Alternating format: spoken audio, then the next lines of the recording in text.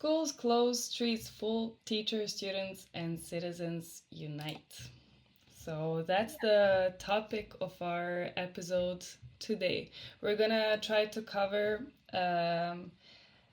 timeline November and December and January. Have December, have January in this episode. Um, so let's start with where we left off last time, students. So students made this huge movement. Students blocked their universities. They're not going to school. They're waiting for their demands to be met. Who joins them first is their biggest support, and that's their professors.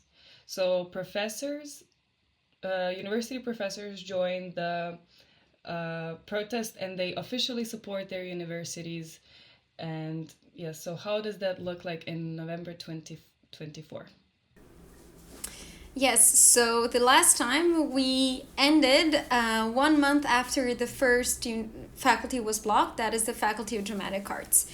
So 1 month after the faculty was blocked, on 22nd of December, on the winter solstice, which was beautiful to witness, a huge protest happened. So students invited everyone who supports them and supports their main causes to join them at Slavija Square. It's a huge square in Belgrade.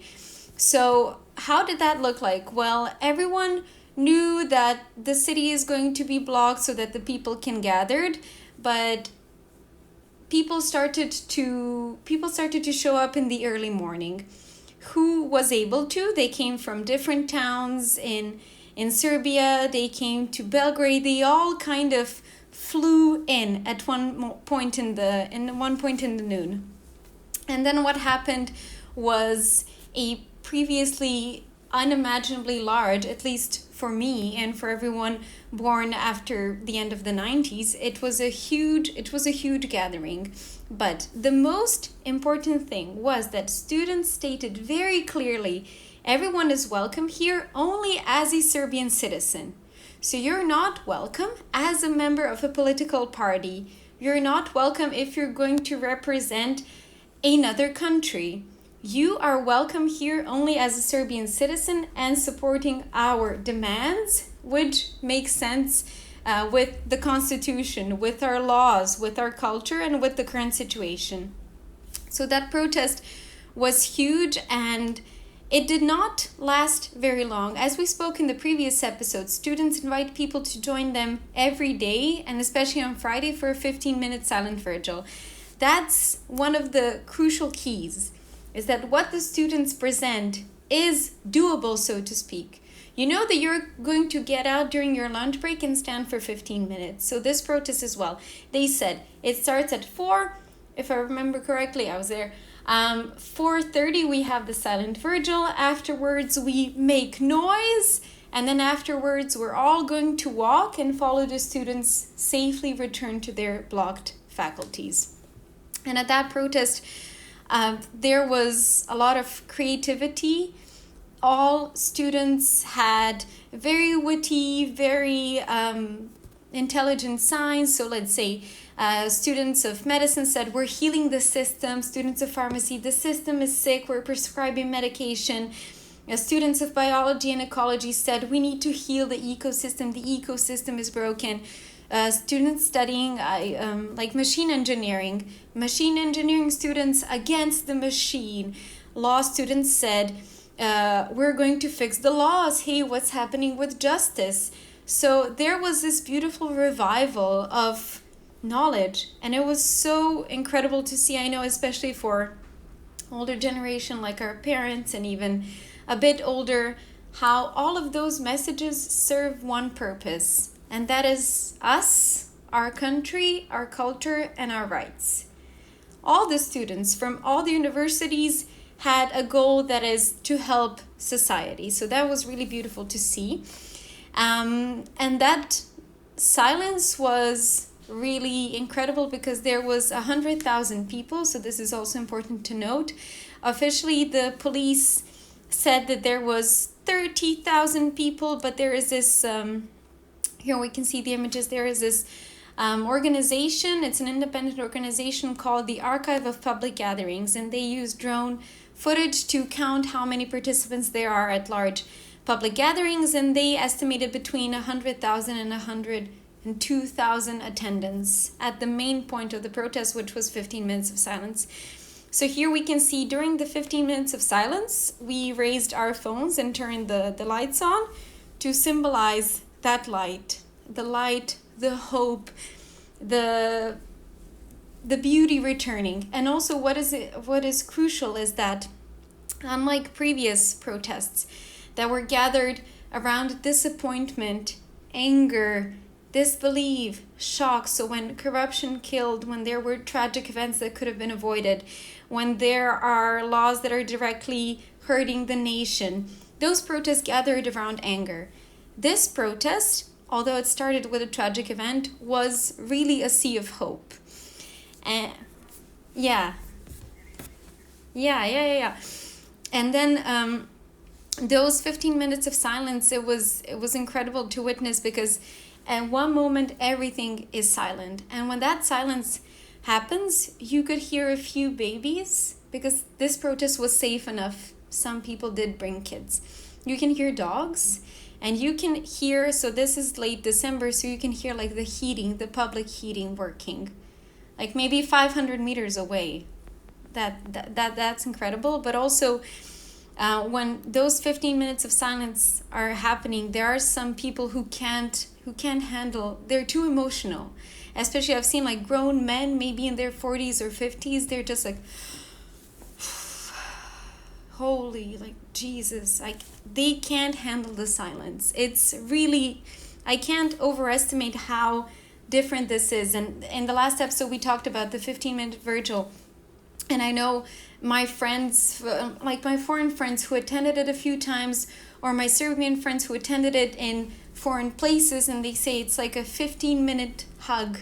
Like, you're, right? It's a meditation as well. Like if you're a student in Serbia, you for 4.5 months you've been meditating every day for 15 minutes. Like that is just 15 minutes standing with yourself, your thoughts, and surrounded by so many people who are also filled with love in silence. Yeah.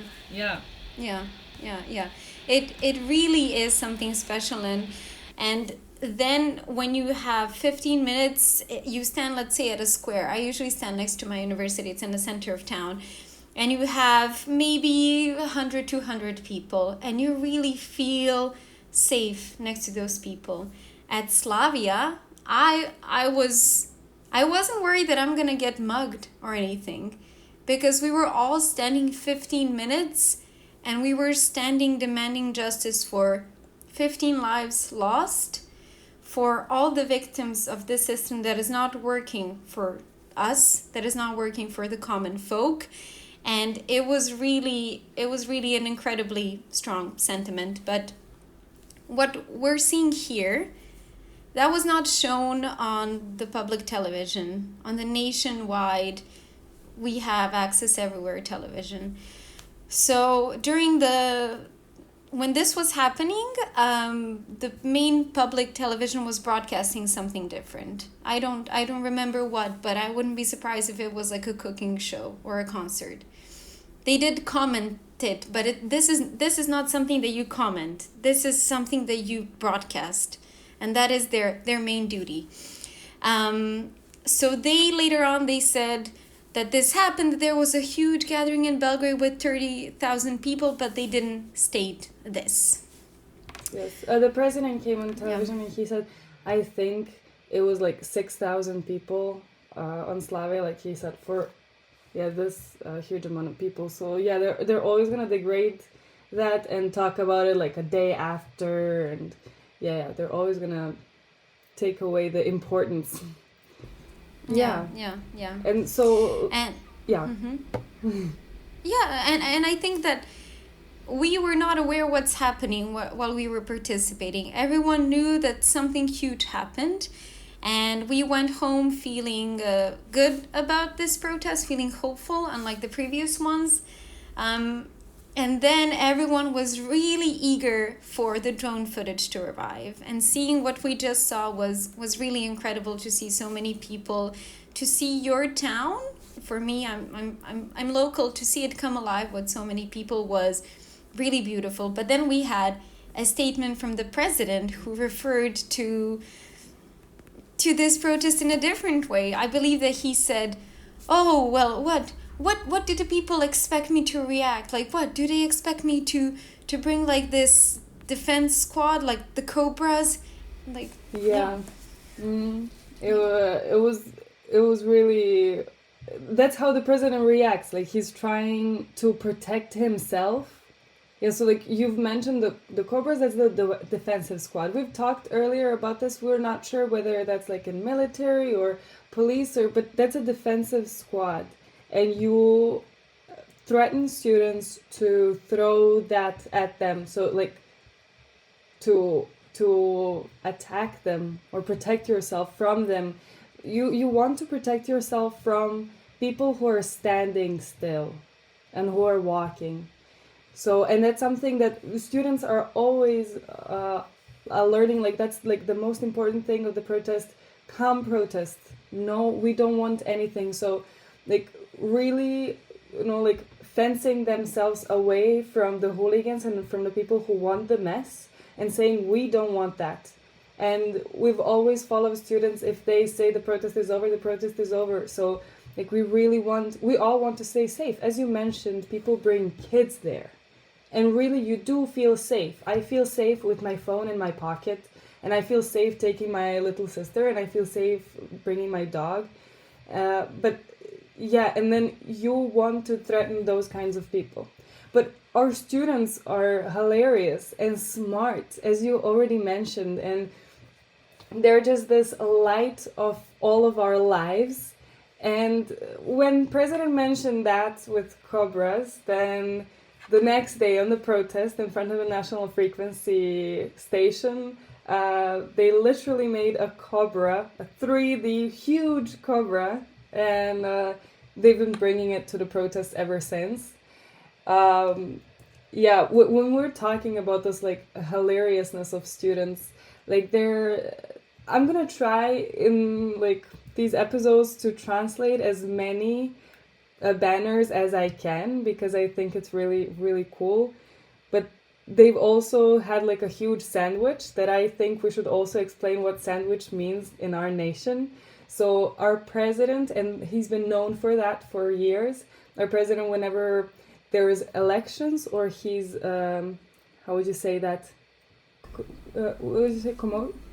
no, like when he's promoting the party. Yes. Yeah. When there are talks or whatever, when he needs people, he would pay them, and we're talking about 10, 20, 30 euros. He would pay them to be there, and he would give them a sandwich. And people have started to realize how he's just sharing sandwiches, and that's like his way of corrupting the people. And that became like a meme in Serbia for ages now. And students, of course, they made a huge sandwich, huge, like I think like 4 or 5 people had to carry it. And out of the sandwich, there's like dollar bills, dinner bills outside of it. So yeah, it was really crazy. That's what they've been doing. And also, like, we have this really important thing that also happened with our public prosecutor. And what the students did is they made a huge letter, like a huge envelope for the letter, saying, this is the letter for Zagorka. Zagorka is the name of our public prosecutor. So what happened in, what was that, is that 25th of December, when they went to the public prosecutor's office, Zagorka Dolovac. Yeah.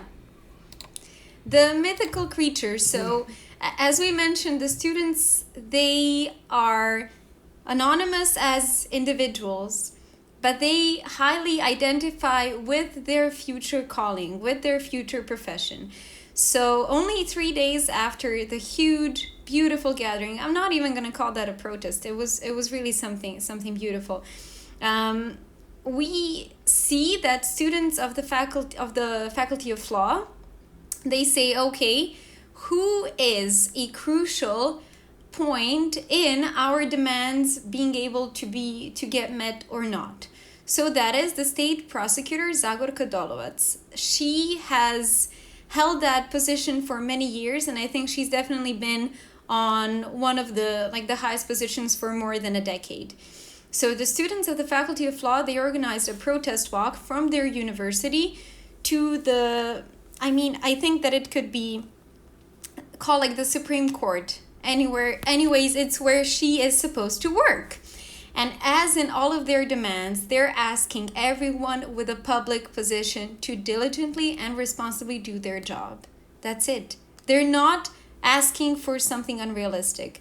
They're asking for people to do their job. And of course, as the public prosecutor, the state prosecutor is just a person as anyone else. They're asking her to do her job. So they made a performance, again, a beautiful combination of wit, creativity, and right in the point, right in the center of the problemness. They made 1,000 letters, 1,000 exactly same letters for her. They were addressed for her, and they were left to be delivered to her office. In all of the letters, which are the same, they state that they, as students, demand her to do her job. I'm not a law student, but I'm sure that they specifically said what is she supposed to do and what can she do to help their demands be met. And it is important to state that the public prosecutor, she is not someone that you would think would be in the media all the time, because she is supposed to do her job, which is very important. But she is known to the youth as being this mythical creature who literally runs away from independent journalists. So there was this reception, and a journalist wanted to ask her something. He doesn't work for the government-owned media, the party-owned media. He works for an independent media channel, and he wanted to ask her something, and there is video evidence of her avoiding the journalist like this and hiding behind the U.S. ambassador in Serbia. I believe his name is Christopher Hill, Mr. Hill, whatever. So she is hiding behind ambassadors and running away from journalists. As she avoids the journalists, she also avoids crucial problems that sometimes keep our society stuck. So the students were very wise to do this and to know. So the public should know that this person is also responsible. So that's why it was so important. I'm sure that many people did not even know who she was before the students pointed their smart little fingers towards her. And then also what happened afterwards is that a student of the Faculty of Law, Petar, who was one of the participants of this action, his father got a letter stating that he is retiring. No explanation, nothing, and one can only assume that it's because of his son's of what his son did. So that is what we have to highlight, that every person who supports the students is it is possible for them to be grounded, literally to be grounded, for their actions to have very serious consequences. And that is also one way that people can be discouraged from supporting their child. Because if it's a family where one parent has a job and they lose that job, that is really dangerous, like it happened to Petar's family. And also, at all the images that you're seeing, sometimes we can see a symbol of a bloody paw print, a palm print. There is a bloody paw print as well, but that happened a bit later.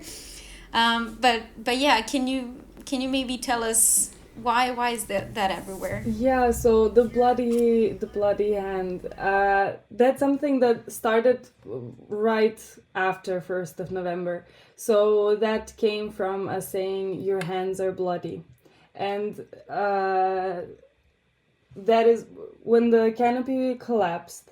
We were trying to find the guilty person for it, and when people have started, the engineers who started voicing their opinions and saying this happened, like there is someone who is responsible for that, and their hands are bloody, of course, because they are the reason that the canopy collapsed and the people died. So the students have implemented that, and that has your hands are bloody had such a huge meaning, and has such a huge meaning, and that's like the beginning of everything.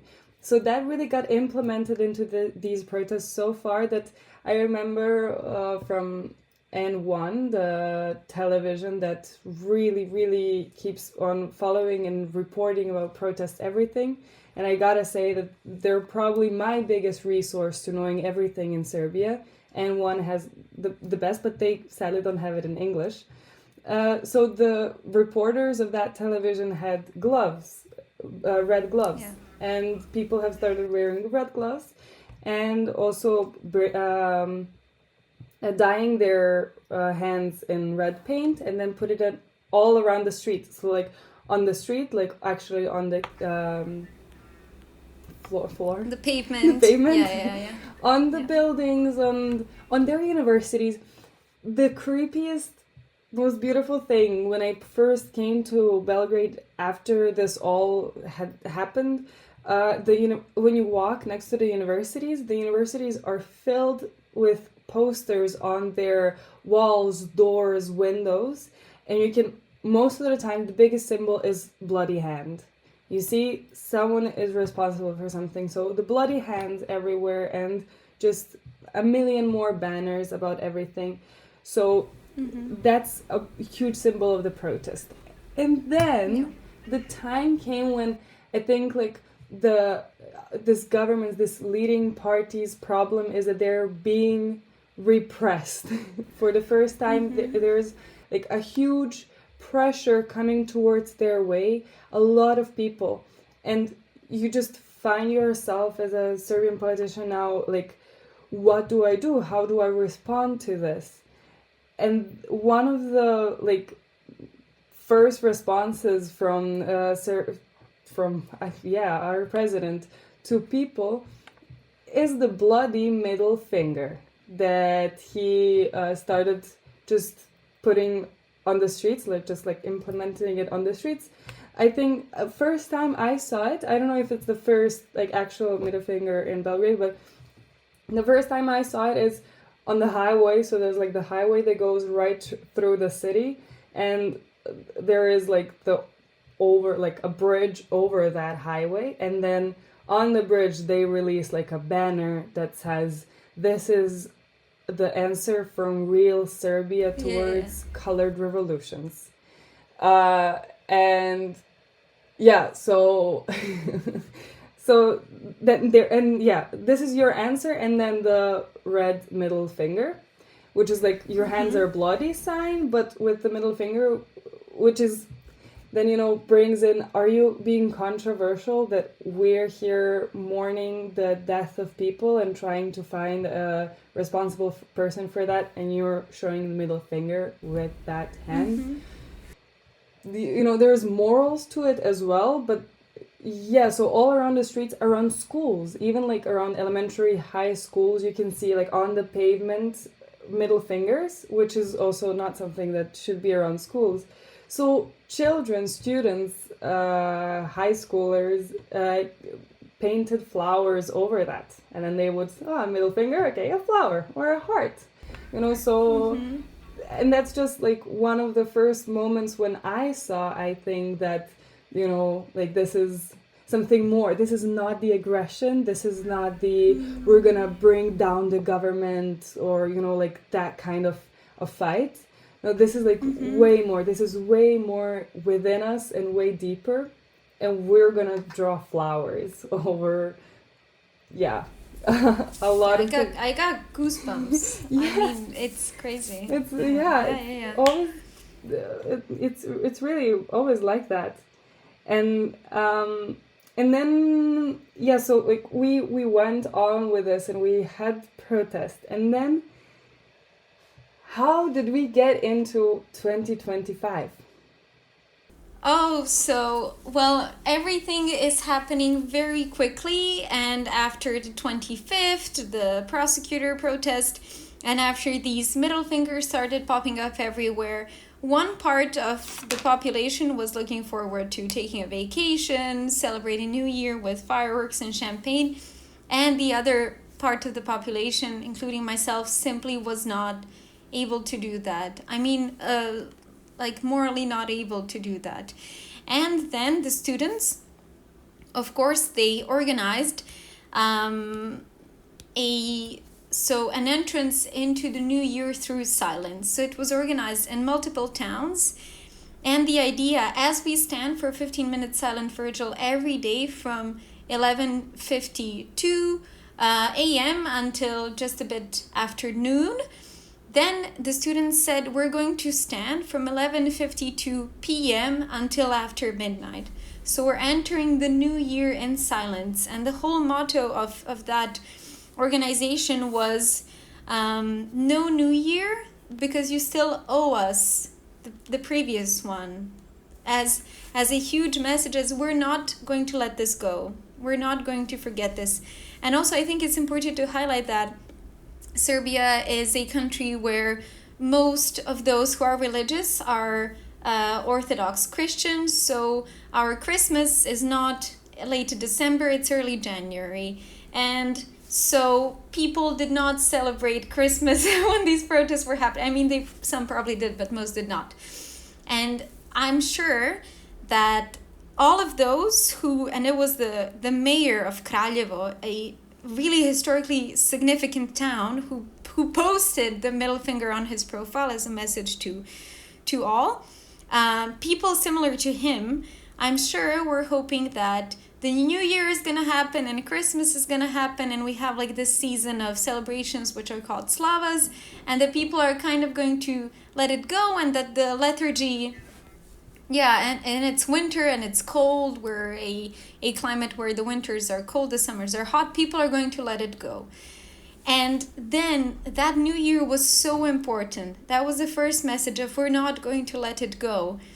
And it was really incredible, because in Belgrade the silence was at many locations, and I was able to attend one in the center of town. I just made it at the last minute.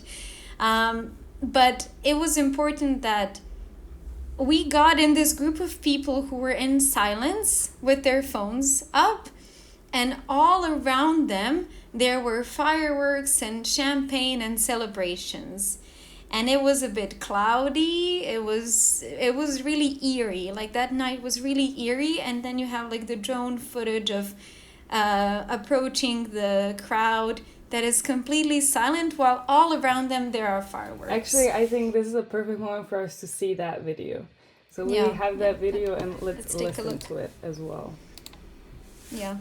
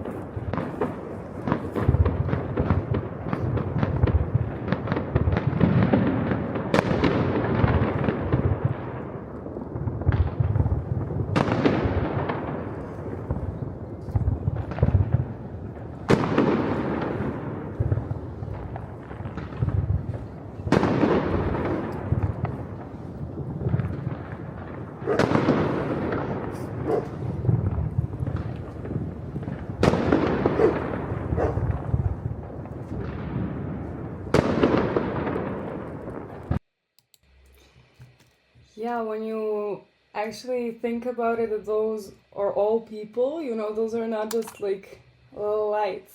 Those are all people who are standing together, and it's midnight, and you're welcoming next year. And I mean, I can't watch this without getting my eyes teary, you know. This is just proves how strong everything is, how strong the emotions are. And so we got into the new year, and Yes. and when those people who don't want students to continue thought they're gonna get cold, you know, they're gonna miss home during the holidays, you know, Christmas is coming, or Christmas is 7th of January, so, you know, they're gonna miss their mom's food, they're gonna miss, you know, being warm. Actually, one really important thing that we forgot to mention is that at universities the heating is off. So they turned the heating off. I don't know if it was for the whole time, but I know that in the beginning, when they blocked the universities, the president, I mean, the whoever is The government, responsible, yeah. turned the heating off. So the students were blocked in their universities without heating and just having to, you know, stay there. Luckily, the solidarity is something that these protests live on, and a lot of people brought blankets and sleeping bags and so on, and some also parents, you know, invested into that, you know, you kind of do that. And so we continued, and yeah, so the Christmas came, and actually for Christmas I was at how would you call the rectorat, like the main university building. Yeah, I think that's main, that's good. Yeah. For university in Belgrade, altogether, there is one main Belgrade where usually like professors are gathered, and for 7th of January, for Christmas, I was there, and it was such a beautiful vibe because there was all the food that you would get for Christmas. Like we had the pečenje, which is like the pork roast. You had the barbecue, you had the pies, you had, you know, like a lot of stuff that people made and brought them to the students and to a lot of universities. So even if you're from another university, you could come to the main university building and have a feast. And so because of solidarity from the people, the students did not have the time to miss anything. You know, it was always like, you know, we're doing this. And so yes, then happened the 10th of January. I think that's the next biggest protest. Do you want to talk? Yeah, sure. So between the new year and let's say until 15th of January, so those 2 weeks are celebration weeks. We have many celebrations that happen there. People are usually out of town. So that was when it was most crucial to keep this going, because I think many of us thought if this stops now, it's not going to continue. And as you said, they organized a support for students, and they said, this year we're celebrating Christmas with our student family. Like we have all the elements that family has for Christmas here. But for us, who were supporting it outside, so we tried to support them as much as we could. And then when they said we're going to organize protest on crucial crucial transport parts of town, people joined them. It was cold. I think I got like colds 15 times in the last 3 months or so, but you have to go to support them. And there was Mostar, that was a huge protest, and then that was just like a gathering. Okay, Christmas is done, please come help us, we need you. And there weren't that many people at Mostar, and people were really worried that the students are going to be maybe attacked or targeted or identified by someone who wishes them ill. And then when the protests next were organized on 12th of January, they again came back to accentuate the court's involvement in this and its responsibility, and then the TV's involvement and the media responsibility. So people started to come back in larger and larger numbers. So in the middle of January, on 17th, there was a huge protest in front of the main public broadcasting, that's the word, broadcasting, like the public broadcasting channel. And there were 30,000 people, which is a lot. So they were able to gain momentum back with the support of everyone. And then that protest there because the main broadcast channel refuses to report, as they should, on all cultural happenings in the country. They're not supposed to be biased and cherry pick and only report the most on the parties events and then the less on the civic events and the student events. They're supposed to report everything. And then because they refused to do so, people were shouting, so you can hear them at the program. So even though the public channel is ignoring the students and the protesters, everyone was so loud that when you were listening to the news, you can hear the noise in the background. Because we were all in front of the building where the news is being recorded. So January was successful in that everything that was possible, stopping because of winter, feasts, and religious celebrations, did not work. But whenever we had huge protests and huge events organized by the students, there was violence as well. So there were students being run over by cars. There were mysterious people with hoodies and their faces masked who would make problems and cause a row. And then even when students they're guarding their faculties here we can see the police is applying completely unnecessary force towards the students. So this is in front of the RTS. And whenever that was happening, there was violence. As I was saying, even some students of high schools, so not universities, but high schools who are also blocking their schools and who are being able to stay safe inside, they would guard their schools at night. And some people would come and draw like a middle finger on their school and then try to demolish it and destroy the school and their morale. And then one of the students, the school is called vigils. I think it's for technical studies. It's like a high school, like a specialized high school. And then the students from that high school exited it and confronted those people who are ruining their school, and they were even bit. So we have people biting each other.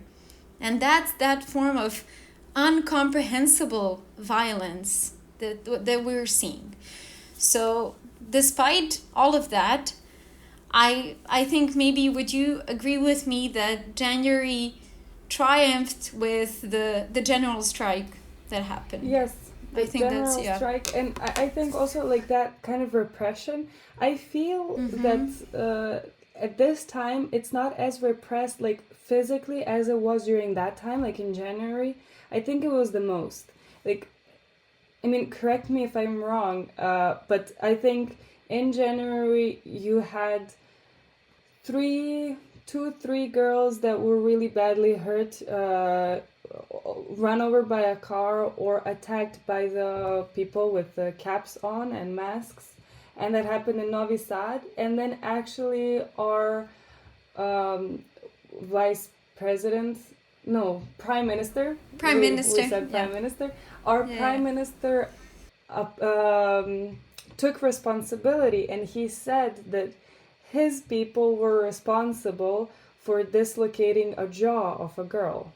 So, and that happened in January, and I think, yes, January was kind of like the most repressed, and there was a lot of, strikes, general strike. You mentioned that, and that was that, what was the 24th?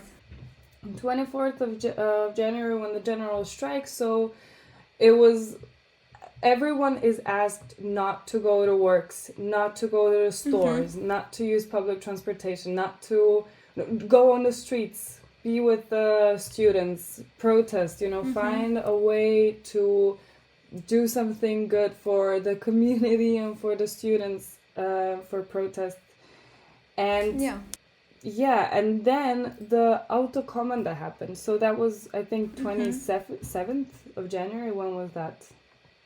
Yeah, I believe it was 27th. 27th, which is also like our really important Slava.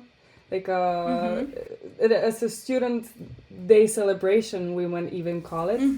and they decided to block. So Autokomanda is also one of the main roads, main parts. So like where the roads intertwine, and the students have decided, let's go there and block the whole road for 24 hours. Yeah, and how did that look?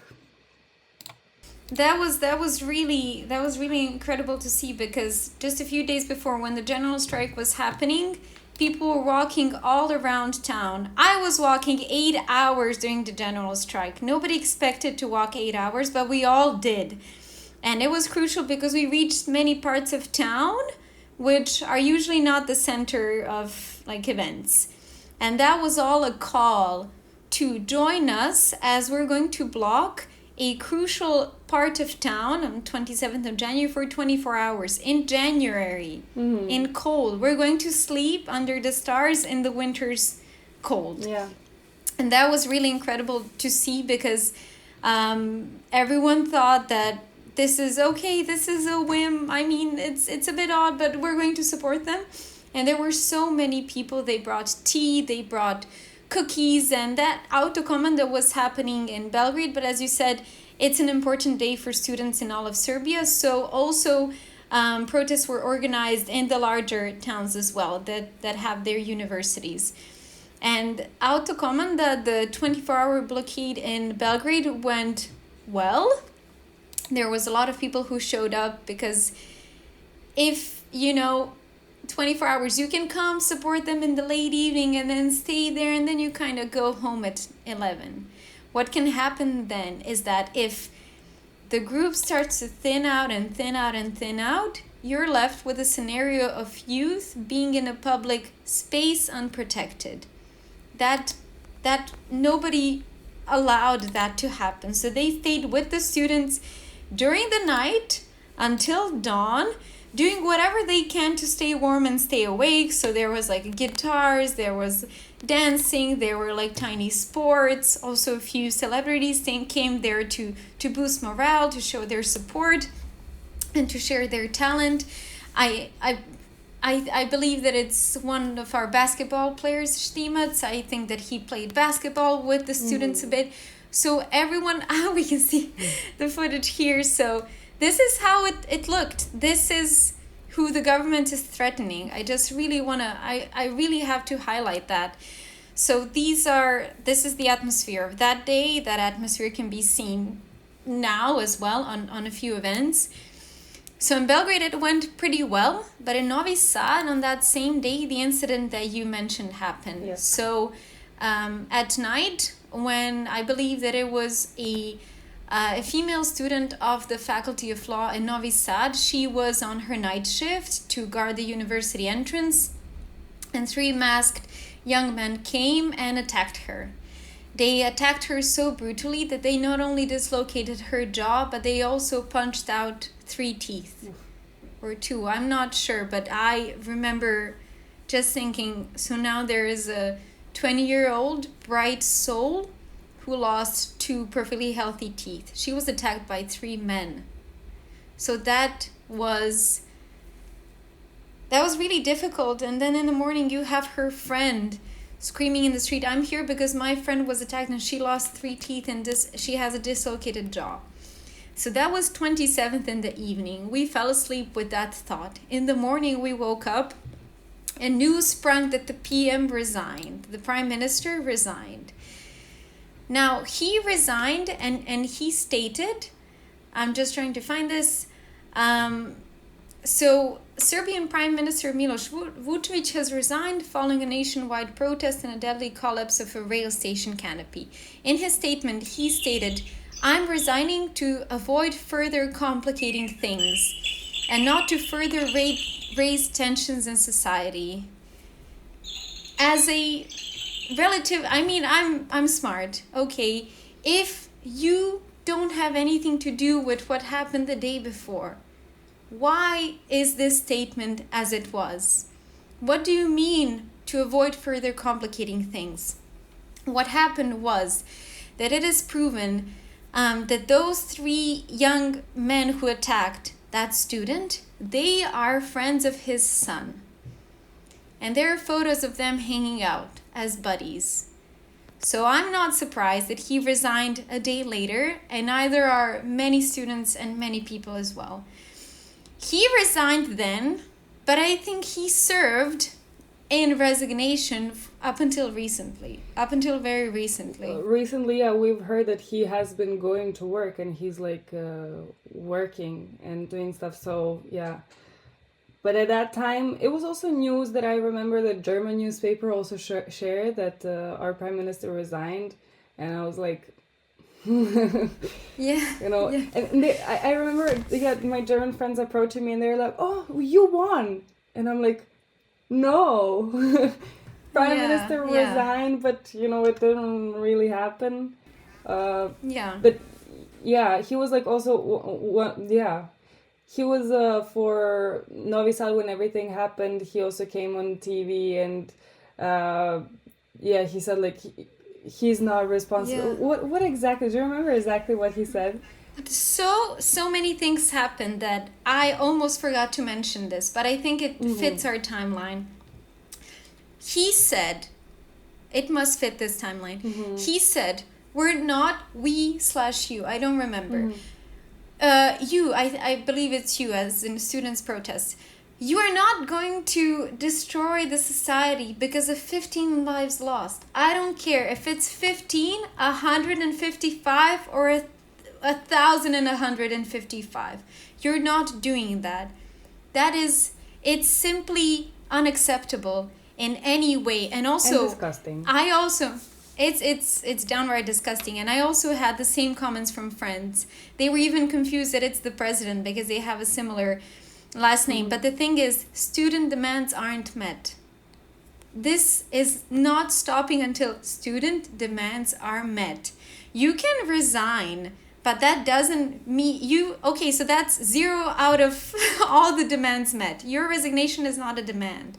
So sorry, you're not, and I quote, lowering tensions in society. Your resignation is not a demand. And that's the thing. They keep saying that this is a threat to society, a threat to the president, a threat to the prime minister. Nobody is mentioning them. No one wants anything bad for them. So like like no one wants that. Like also when we're at it, what they're doing to think that they're fulfilling students' demands, they also, and this happened like a month, maybe really soon as the protest started. Like they offered student credit, student loans to take for like apartments, to buy an apartment as a student. And actually now it's like started to work kind of. Like they had a couple of days ago, they had like 4 first people who did that, 4 first students who did that. So like they offered a student credit, and then the president came on the news and he's like, we gave them a student credit, and the students are like, we never asked for it. So that's the thing, like they're doing things to make it look to the people who are watching the national frequency television, their broadcast, they're talking to people there and saying, look, we've done this, he resigned because of the students, we gave them a credit and they're still doing this. And the thing is, no, we never asked for that and we didn't want that to happen. And that's not the thing. Yeah, go ahead. No, say it. That's not the thing. I mean, if you're an amazing student in Serbia, if you're the best of the best, you get 80 euros a month a scholarship. 80 euros a month. That's it. For all your efforts, for straight A's, for perfect grades, you get 80 euros a month. And what the politicians were saying that the demands are met refused to accept is that the demands imply that a well-functioning society allows you to get a job with a degree, not by joining a party. Yeah. So constantly shifting the topic. Then they shift the topic, ignore the demands. Shift the topic, ignore the demands. And that's why we're still here. This is ongoing. Yes. And so the protests are getting bigger and bigger because you see now that the demands that the students are asking are really straightforward. So as we mentioned, it's just we want of the people to do their jobs, the officers to do their jobs.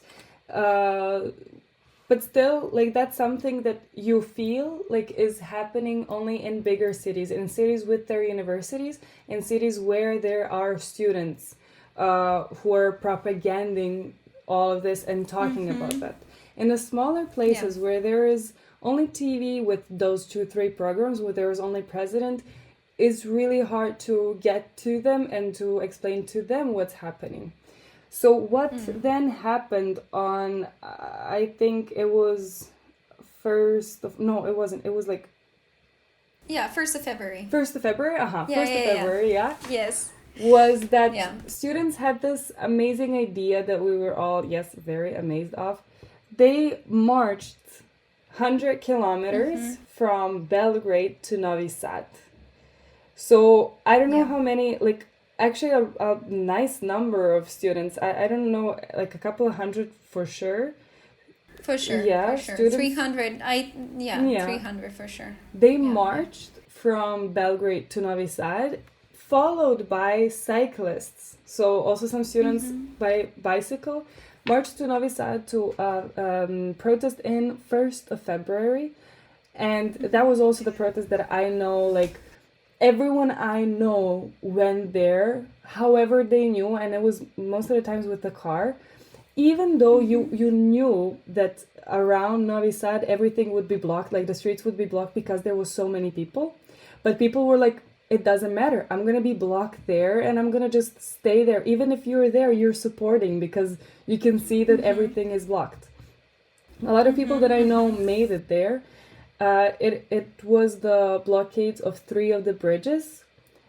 And you can talk about that a little bit. I just want to bring like the accent to their way, and that's something that's going to happen in future more that we're going to cover in other episodes, is that the reason that they took the march is, I mean, what happened, like the result of them going on a march is they went to all these tinier like smaller cities, smaller towns, and everyone would know about them. Everyone knew that the students are walking through our town, and they would bring them food. So it's 100 kilometers. I don't know how long it took them, like 2 days. They slept one night somewhere. Yeah. And you had a lot of people bringing you food and blankets and water and juices and I don't know what, like sweets. Just being there to hug you, to cry, to sing you a song. So, like, as they're marching, half the Serbia, they're really like letting everyone know what's happening, and we're the students, and we're gonna propaganda this what's happening. Yeah. That was a crucial point, because a lot of success was established in the larger university towns. But then, as you said, we need to get the message to everyone, because the student demands are for everyone. They're called the student demands because they made them, not because they're going to benefit them. Yes. But then, so the students decided on the 1st of February, marching 3 months since the canopy fell, they're going to go to Novi Sad, as you said, by foot. And why this is important, it's so symbolic. They were walking from the Faculty of Dramatic Arts to Novi Sad. So where the student blockades began to the place that is why they began in the first place. And it's really incredible to see, because as they're walking, that was probably a once in a lifetime vision for those living in the tiny villages. Because Serbia is very centralized. That's important to say as well. So we have one huge capital, which is close to 2 million inhabitants. And then you have 3 or 4 larger towns, but they're not even close to the capital. So everyone that is not close to those larger towns is kind of in the periphery of not only towns, not only culture, I mean museums, they have their own culture of course, but also information. So you have, let's say, villages that are dying out, villages where young people are moving to the larger towns and then moving to foreign countries to find their dreams, to establish their purpose, to be able to use their human potential at the end of the day. And so we have those dying out villages with grandpas and grandmas who haven't seen their kids or their grandkids in maybe over a decade. And then you have this group of young, happy people carrying Serbian flags, singing, and they come like as this.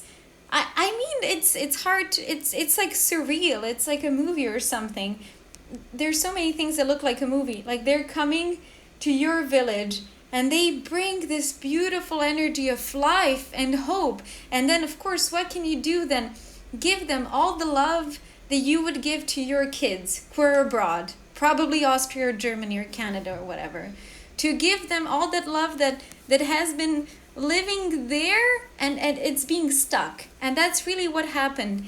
And then maybe they all didn't know, why are the students here, what are their demands, because if they don't have the unbiased television, there's no really way of knowing that. A lot of information is spreading through social media, but they don't use it. So what happened is they saw the students and they said, so these are this is the students, these bright, happy young people are the students. And then I believe their march was for 3 days. Mm-hmm. They requested a few towns that were on their way, larger towns, to if they were able to sleep in the public facilities such as the public sports center, which would mean that they're sleeping inside. They were denied that. So they were denied by the local authority, who responds to the regional authority, who responds to the state authority. They were denied, so they were sleeping in the cold, in a sports field. Mm-hmm. But then they wake up and they continue to go. Yeah. So that was the first march, and that is really crucial, and we're going to continue talking about that in the next episode, but how this movement started moving, literally, and walking. And it's really beautiful. And my grandfather, he's 90 years old, and he is one of those people who he doesn't get it. He's like, yeah, I understand, but why are they walking? Like, I don't understand, what do they want to achieve with this? And I try to explain it. Like, imagine a pilgrimage. A pilgrimage is an arduous journey where you get physically and mentally and emotionally tired, but you're walking towards something important. Maybe it's a cathedral, maybe it's a holy site, but you're walking towards something important, and you're on this transformative, really uplifting journey. And he understood that. So you just need to find a good way to tell the people what's happening, and when they see such joy, it's hard to ignore. Yeah. That's what they've been spreading, really, everywhere that they go, and they go everywhere. Yeah. So yes, we've covered these topics, everything that we have to say in this episode, and then next episode, I hope that we're gonna keep up. It's end of March already, and we have a lot of things to say more. So, yeah. See you in the next episode. See ya. Ciao.